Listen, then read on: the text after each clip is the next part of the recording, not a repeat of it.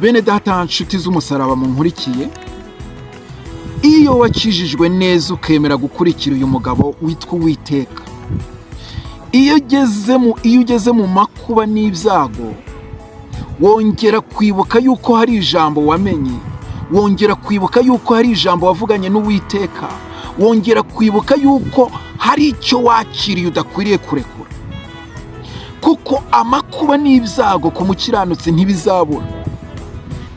Amakuba n'ibyago ku mukiranutsi ntabwo bizabura kugerageza umugenzi uri muri uru rugendo, kuko uru rugendo rurimo amahwa, uru rugendo rurimo amacumu, uru rugendo rurimo amacupa amenetse, uru rugendo rurimo byinshi bigusha umugenzi.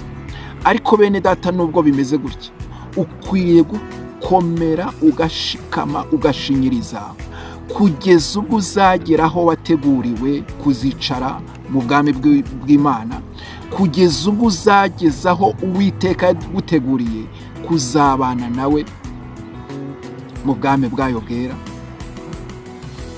Kubw'ijambo uzaba waramenye ukarikomeza ukarikomeraho, rikakuyobora, rikakubera urumuri rukumurikira, rikakubera akabando w'icumba.